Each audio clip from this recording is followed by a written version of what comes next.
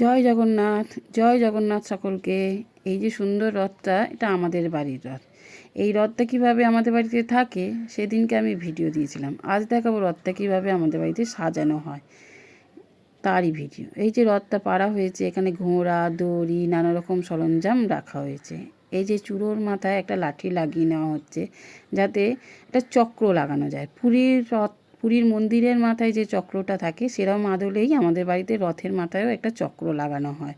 এই যে স্ক্রু দিয়ে রথটাকে পুরো টাইট করে নেওয়া হয়, বিভিন্ন স্ক্রু দিয়ে, যাতে রথটা চলবার সময় পড়ে না যায়, কোনোভাবে খুলে না যায়। এই যে চক্রটা, এটাই রথের মাথায় লাগাই আমরা। এই যে তারগুলো দিয়ে রথে কানেকশান করা হয় লাইট জ্বলার জন্য, যাতে সুন্দর দেখতে লাগে। এই যে দেখুন কি সুন্দর দেখতে লাগছে, লাইট জ্বলছে।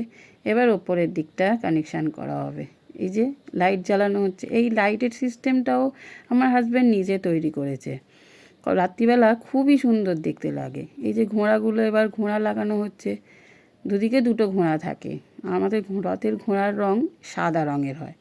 আমাদের রথে কিন্তু কোনো সারথি নেই। সারথি আমার ছেলে, যেহেতু ওর নামেই রথটা চালানো হয় বা পুজো করা হয়, তাই জন্য সারথি আমার ছেলেকেই করেছি। তাই জন্য রথের কোনো সারথি আমরা লাগাইনি। দুদিকে দুটো ঘোড়া প্রায় লাগানো শেষ হয়ে গেল। আরও অনেক কাজ বাকি আছে রথটা সাজানোর জন্য। এবার চক্রটা লাগানো হবে। যে বললাম না, পুরীর মন্দিরের আদলে চক্রটা, এই যে এটা সুদর্শন চক্রের মতোই খানিকটা আমরা কিনে নিয়ে এসেছিলাম। ওটা লাগানো হচ্ছে চক্রটা লাগানোর পর রথের রূপটা যেন আরও খুলে ওঠে। এরপরে পতাকা লাগানোর পালা। রথ চলবে অথচ পতাকা লাগবে না, সে কখনো হয়? যে সুন্দর লাল টুকটুকে একটা পতাকা লাগানো হয়। আর এই যে রথের যে 4টে কোণ আছে, 4টে কোণে 4টে রঙের পতাকা লাগানো হয়।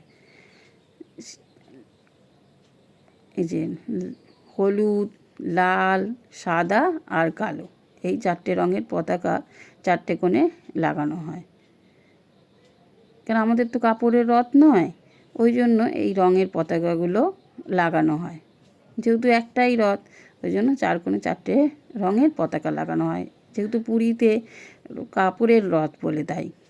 আর এই যে বেদিতে জগন্নাথকে নিয়ে এসে বসানো হয়। এই যে লাইটের কানেকশানটা কীরকম হয়েছে দেখার জন্য আলোগুলো জ্বালানো হয়েছে। আর এই যে জগন্নাথকে নামিয়ে নিয়ে আসা হয়েছে বেদি থেকে, এবার রথে বসানোর জন্য। কেমন লাগছে দেখুন তো আমাদের রথটা সাজানো। যদি সুন্দর হয়ে থাকে কমেন্ট করবেন। জয় জগন্নাথ।